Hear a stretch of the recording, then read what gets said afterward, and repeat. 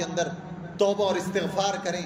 اللہ تعالیٰ سے معافی مانگیں، اللہ تعالیٰ سے استغفار کریں اور کوشش کریں کہ جو اعمال ہم نے کیے ہیں وہ اعمال اب ہماری زندگی کا ہمیشہ کے لیے حصہ بن جائے، رمضان کے ختم ہونے سے وہ اعمال ہماری زندگیوں سے ختم نہ ہو جائے۔ الحمدللہ وکفا وسلام علی سید الرسل وخاتم الانبیاء، اما بعد فقد قال اللہ سبحانہ وتعالی فی القرآن المجید والفرقان الحمید، یا ایہا الذین آمنوا توبوا الی اللہ توبة نصوحا۔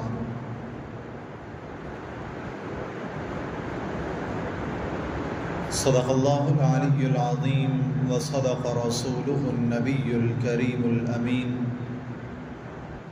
ونحن على ذلك لمن الشاہدین والشاکرین والحمد للہ رب العالمین۔ یا رب صل وسلم دائما ابدا على حبیبک خیر الخلق کلہم،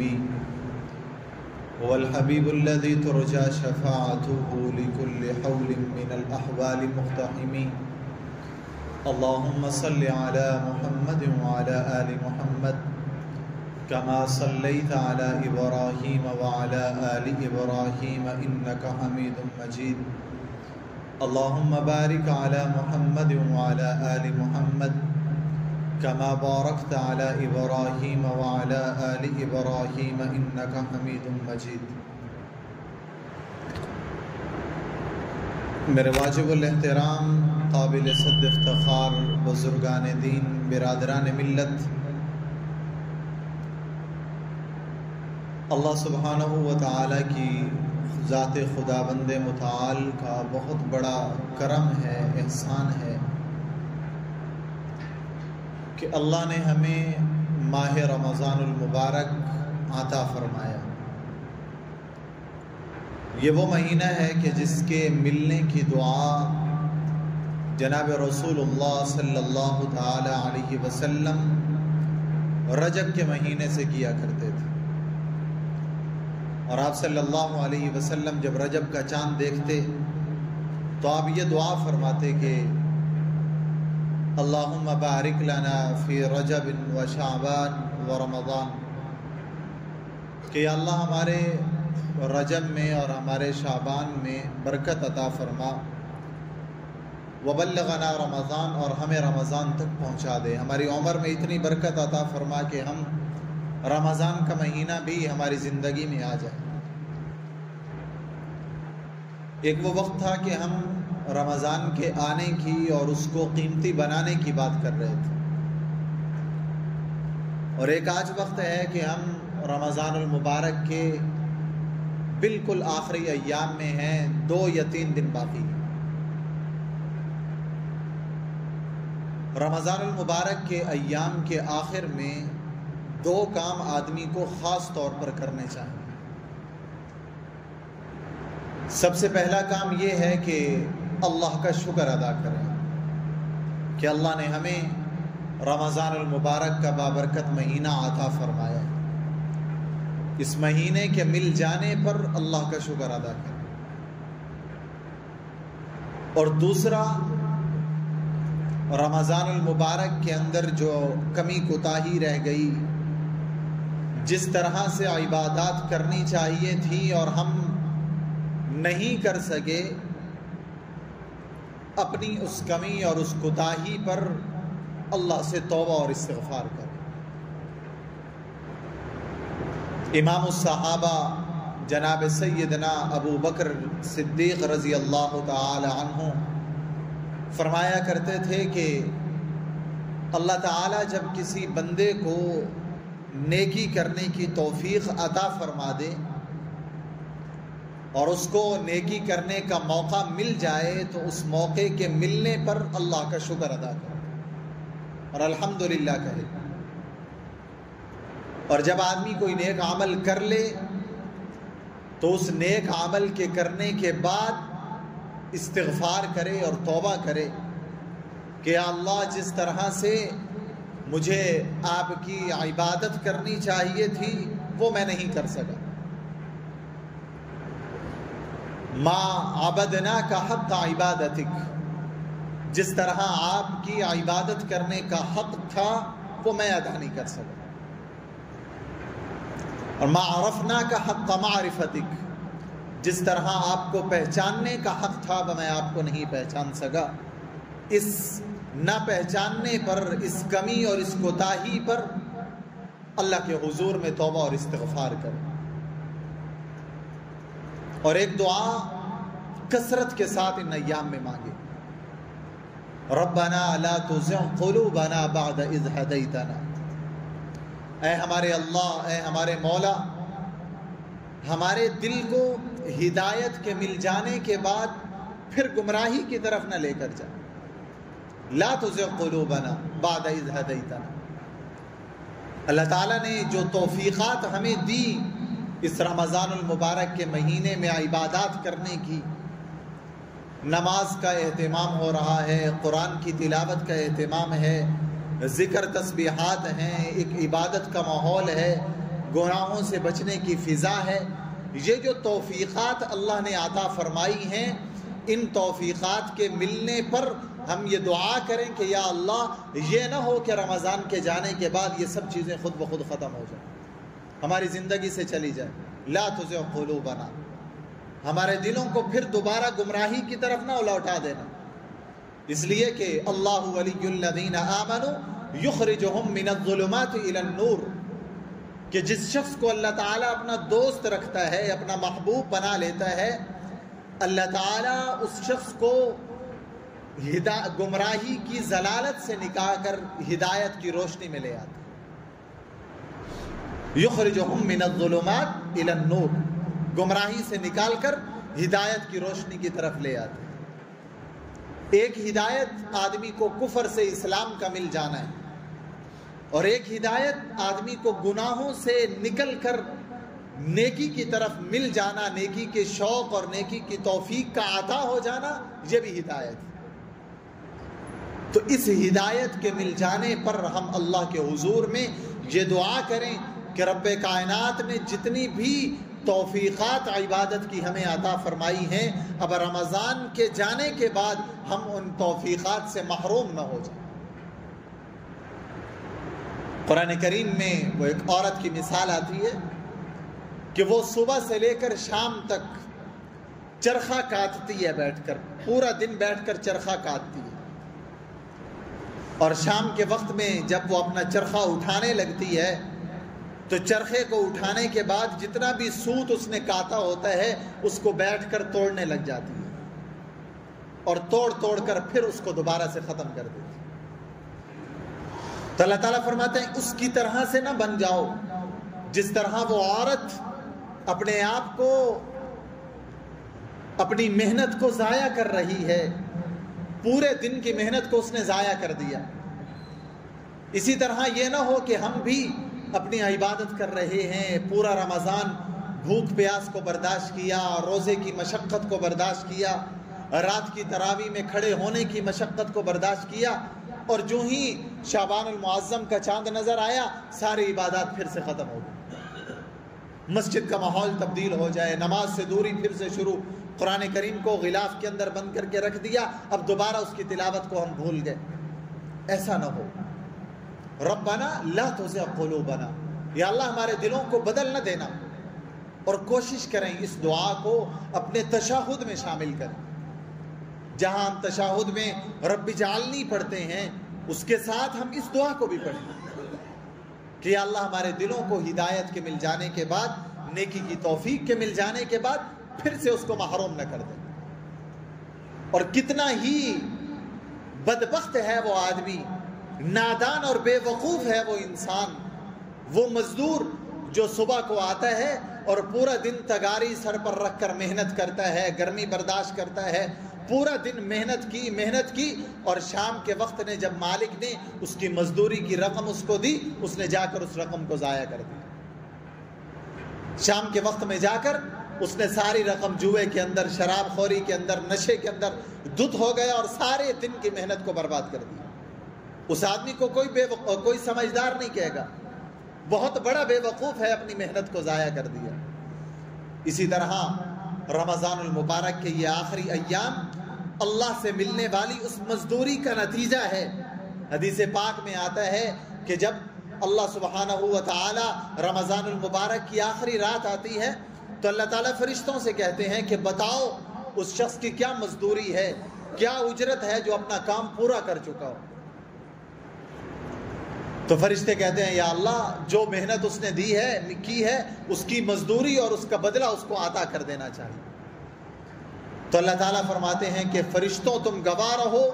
میں نے اپنے ان بندوں کی جنہوں نے روزے کی مشقت کو برداشت کیا، رات کی تراویح کی مشقت کو برداشت کیا، قرآن کریم کی تلاوت کی، ذکر عبادت کے اندر مشغول رہے، میں نے ان کے تمام خطاؤں کو معاف کر دیا۔ حتیٰ کہ امام غزالی رحمہ اللہ تعالیٰ فرماتے ہیں کہ اللہ تعالیٰ جب کسی بندے سے راضی ہوتے ہیں اس کی توبہ کی وجہ سے،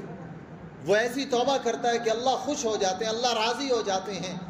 تو اللہ تعالیٰ اس خوشی کے بدلے میں اس کے گناہوں کو نیکیوں سے بدل دیتے ہیں۔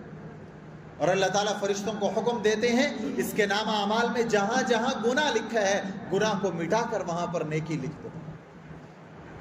تو ہم اپنے آپ کو کارآمد بنائیں۔ رمضان المبارک کا مہینہ رسومات کے ادا کرنے کا مہینہ نہیں ہے کہ یہ مہینہ آیا ہم نے رسومات کو ادا کیا اور جو ہی یہ دن ختم ہوئے سب کچھ ختم ہو جائے، بلکہ رمضان المبارک تربیت کا مہینہ ہے۔ اس میں ہم اپنی تربیت کریں، اپنے اللہ کو منائیں، اپنے گناہوں کی توبہ اور استغفار، ہر وقت ہر آن ہر گھڑی ان آخری ایام میں ہم اللہ کی طرف متوجہ رہیں کہ ہمارا یہ وقت قیمتی بن جائے۔ میں اور آپ کبھی باہر جائیں، راستے میں کوئی فقیر مل جائے اور وہ آدمی سے کچھ مانگے اور آدمی اس کو ڈانٹ دے، اس کو دھکا دے دے، اس کو کوئی بری بات کہہ دے اور وہ ناراض ہو جائے، اور اس ناراضگی کے بعد وہ آدمی، وہ مانگنے والا، وہ فقیر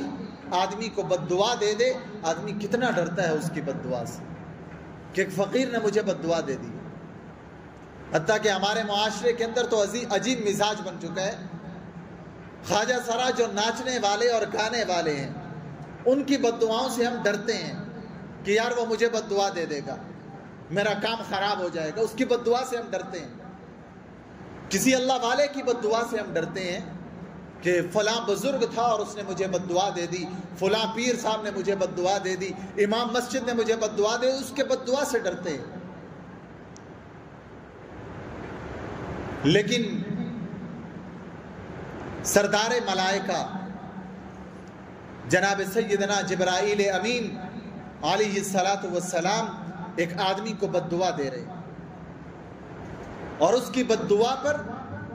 سرتاج انبیاء محبوب کبریا جناب محمد الرسول اللہ صلی اللہ تعالی علیہ وسلم آمین کہہ رہے ہیں۔ بد دعا دینے والے جبرائیل ہیں، اس بد دعا پر آمین کہنے والے رحمت للعالمین ہیں۔ کیا مجھے اور آپ کو اس بد دعا سے نہیں ڈرنا چاہیے؟ جو ایک فقیر کی بد دعا سے ڈرتا ہے، ایک مانگنے والے کی بد دعا سے ڈرتا ہے، وہ رحمت للعالمین صلی اللہ علیہ وسلم کی بد دعا کو نظر انداز کر کے بیٹھا ہے۔ صحیح حدیث پاک میں آتا ہے جناب نبی کریم صلی اللہ علیہ وسلم ایک دن مسجد نبوی شریف میں تشریف لے کر آئے، اور جب مسجد میں تشریف لائے تو صحابہ سے فرمایا کہ میرے صحابہ قریب آ جاؤ۔ صحابہ کرام جہاں کہیں تھے اٹھے اور منبر رسول کے بالکل قریب آ کر بیٹھ گئے، ایک ہجوم بن گیا۔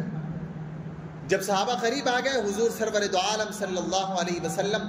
اپنے منبر کے قریب ہوئے اور منبر کے پہلے درجے پر آپ نے قدم مبارک رکھا۔ جب اپنا قدم مبارک رکھا تو فرمایا آمین۔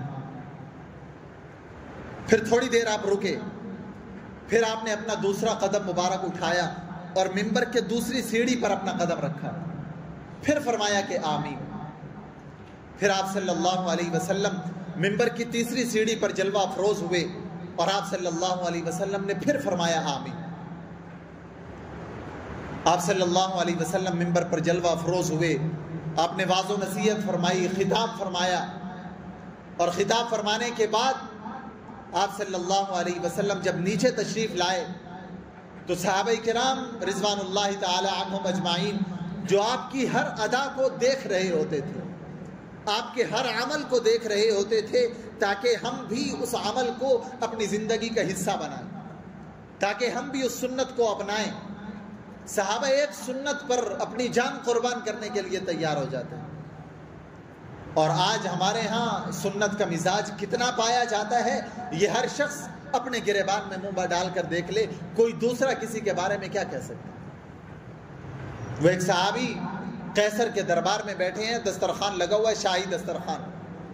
اور وہاں بیٹھ کر کھانا کھا رہے ہیں۔ سفیر بن کر دو صحابہ گئے تو ان کے ہاتھ سے ایک لقمہ گرا زمین پر دسترخوان پر، تو انہوں نے وہ لقمہ اٹھانے لگے، تو ساتھ میں جو صحابی بیٹھے تو انہوں نے کونی ماری، کیا کر رہے ہیں، شاہی دسترخوان پر بیٹھے ہیں، لوگ کیا کہیں گے کہ ایک لقمے کا بھوکا ہے، زمین سے لقمہ اٹھا کر کھا رہا ہے۔ تو انہوں نے اپنے ساتھی کو جھڑکا اور فرمایا کہ اتترک سنت حبیبی، کہ میں اپنے حبیب کی سنت کو ان احمقا، ان بے وقوف لوگوں کی وجہ سے چھوڑ دوں۔ ایک سنت صحابہ کے لیے اپنی جان سے زیادہ عزیز تھی اور محترم تھی، اور آج ہم صبح سے لے کر شام تک جناب نبی کریم صلی اللہ علیہ وسلم کی سنت کو، آپ کے طریقوں کو، آپ کے فرامین کو قربان کر رہے ہیں، اپنے ہاتھوں سے ذبح کر رہے ہیں اس میں۔ تو صحابہ نے دیکھا کہ حضور نے آج ایک نیا عمل کیا ہے، آج سے پہلے کبھی منبر پر تشریف لاتے ہوئے یہ کلمات نہیں کہے، تو صحابہ نے پوچھا یا رسول اللہ صلی اللہ علیہ وسلم، یہ عمل پہلے کبھی نہیں کیا جو آج کیا۔ تو آپ صلی اللہ علیہ وسلم نے فرمایا کہ میرے صحابہ، جب میں منبر کے قریب آیا تو جبرائیل آسمان سے تشریف لائے، اور انہوں نے آ کر فرمایا کہ یا رسول اللہ صلی اللہ علیہ وسلم، تباہ و برباد ہو جائے، خسارے میں پڑ جائے وہ آدمی کہ جس کے والدین یا ان دونوں میں سے کوئی ایک زندہ ہو، بڑھاپے کی زندگی اس کو مل جائے اپنے والدین کی، اور وہ ان کی خدمت کر کے، ان کو راضی کر کے اپنے لیے جنت کا راستہ آسان نہ کر سکے۔ بد دعا حضرت جبرائیل دے رہے، اور اس پر آپ صلی اللہ علیہ وسلم، جنہوں نے کبھی اپنی جانی دشمن کے بارے میں بد دعا نہیں کی، آپ فرما رہے ہیں ہاں آمین، یہ شخص برباد ہو جائے، تباہ ہو جائے، جس کے سامنے اس کے والدین بڑھاپے کی صورت میں موجود ہیں، وہ ان کی خدمت کر کے اپنے لیے جنت کا راستہ آسان نہیں کر سکتا۔ اور فرمایا جب میں دوسرے درجے پر میں نے قدم مبارک رکھا تو حضرت جبرائیل نے کہا یا رسول اللہ صلی اللہ علیہ وسلم، ہلاک ہو جائے، تباہ و برباد ہو جائے وہ شخص جس کی زندگی میں رمضان المبارک کا بابرکت مہینہ آئے، اور وہ اس رمضان کے مبارک مہینے میں بھی اللہ کو راضی کر کے اپنے لیے جنت کا راستہ آسان نہ کر لے، اپنے لیے مغفرت کا پروانہ اللہ سے حاصل نہ کرے۔ اب میں اور آپ اپنے اعمال پر غور کریں، اپنا محاسبہ کریں آج بیٹھ کر کہ میں نے اس رمضان کے مبارک مہینے کو کیسے گزارا۔ کیا میں نے ایسے اعمال کیے جن سے راضی ہو کر اللہ تعالیٰ میرے لیے بخشش کا فیصلہ فرما دے؟ کیا میں نے اپنے آپ سے اللہ کو راضی کر لیا ہے، یا پھر میرا رمضان بھی اسی غفلت کے اندر گزر گیا؟ جو لوگ فقیر اور مانگنے والے کی بد دعا سے اور ناچنے والوں کی بد دعا سے ڈرتے ہیں، ان کے لیے سوچنے کا مقام ہے، فکر کرنے کا مقام ہے کہ امام الانبیاء صلی اللہ علیہ وسلم اس شخص کے لیے بد دعا فرما رہے ہیں۔ اور فرمایا جب میں نے تیسرے درجے پر اپنا قدم مبارک رکھا تو حضرت جبرائیل نے کہا کہ تباہ و برباد ہو جائے وہ شخص کہ جس کے سامنے آپ کا نام نامی اس میں گرامی لیا جائے اور وہ آپ صلی اللہ علیہ وسلم کی ذات اقدس پر درود پاک نہ پڑھے۔ جس بھی محفل کے اندر ہم بیٹھے ہوں اور آپ صلی اللہ علیہ وسلم کا نام مبارک لیا جائے، فوراً آپ کی ذات اقدس پر درود پاک پڑھیں، صلی اللہ علیہ وسلم کم سے کم ضرور کہیں۔ اور ایک مجلس کے اندر آپ صلی اللہ علیہ وسلم کی ذات اقدس پر ایک مرتبہ درود پاک پڑھنا واجب ہے۔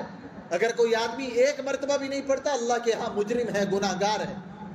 اور ہر مرتبہ آپ کا نام نامی اس میں گرامی سننے کے بعد آپ صلی اللہ علیہ وسلم کی ذات اقدس پر درود پاک پڑھنا یہ مستحب عمل ہے. کوشش کریں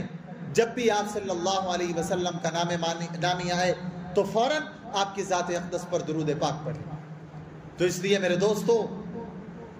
رمضان المبارک کی ان آخری بابرکت ساعتوں کے اندر توبہ اور استغفار کریں، اللہ تعالیٰ سے معافی مانگیں، اللہ تعالیٰ سے استغفار کریں اور کوشش کریں کہ جو اعمال ہم نے کیے ہیں وہ اعمال اب ہماری زندگی کا ہمیشہ کے لیے حصہ بن جائے. رمضان کے ختم ہونے سے وہ اعمال ہماری زندگیوں سے ختم نہ ہو جائے. اور دوسرا ایک اہم مسئلہ جو آپ حضرات کی خدمت میں عرض کرنا ہے وہ یہ کہ ہمارے ہاں ایک عجیب بات رائج ہو چکی ہے کہ رمضان المبارک کے آخری جمعے کو، جس کو جمعۃ الوداع کہا جاتا ہے، اگر کوئی آدمی مخصوص طریقے سے 4 رکعت نماز نفل پڑھ لے تو اس کی ساری زندگی کی قضا نمازیں ادا ہو جاتی ہیں. اس نماز کا شریعت سے کوئی تعلق نہیں، نہ احادیث سے نہ قرآن کریم میں اس نماز کا کوئی ثبوت ملتا ہے. جو نماز قضا ہو چکی ہے اس نماز کو ادا کریں گے تو ادا ہوگی. ہمارے معاشرے میں 2 طبقے پائے جاتے ہیں. ایک طبقہ وہ ہے جو کہتا ہے اگر نماز قضا ہو گئی تو کوئی بات نہیں، صرف توبہ کریں گے نماز معاف ہو جائے گی. اگر میں نے آپ میں سے کسی آدمی سے قرض لیا ہو اور اس قرض کو لینے کے بعد میں آپ سے معافی مانگوں کسی زیادتی کی، کسی ظلم کی، کسی ناانصافی کی، اور آپ مجھے معاف کر دیں، تو کیا اس معاف کرنے کا یہ مطلب ہے کہ جو پیسے تم نے لیے ہیں وہ بھی مجھے واپس نہ کرو؟ بلکہ جرم کی معافی ہوتی ہے. جو قرض آدمی کے ذمہ ہو اس کو ادا کرنا پڑتا ہے. اسی طرح جو نماز میں نے اور آپ نے قضا کر دی، وہ نماز توبہ کرنے سے اس نماز کے قضا کرنے کا گناہ معاف ہوگا. وہ نماز معاف نہیں ہوگی، اس نماز کو پڑھنا پڑے گا. جب تک وہ نماز نہیں پڑھیں گے وہ ایک قرض ہے اللہ کا جو میرے اور آپ کے ذمے میں باقی رہے گا. تو اس لیے ان نوافل کے پڑھنے سے کوئی عمر کی نمازیں معاف نہیں ہوتی. اگر ایک فرض کے بدلے میں ایک انسان پوری زندگی نوافل پڑھتا رہے، اس کا ایک فرض جو ہے جو اس کے ذمے قضا تھا وہ ادا نہیں ہو سکتا.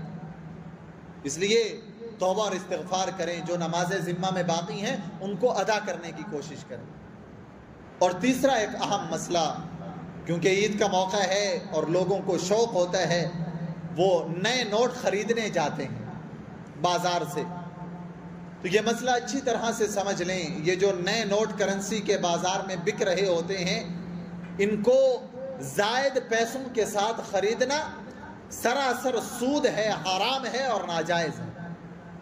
آپ نے 1000 روپیہ خریدا اور 1000 کے بدلے میں اگر آپ 1200 دے رہے ہیں، 1100 دے رہے ہیں، تو یہ اوپر والا 100، 150، 200 روپیہ یہ سود ہے.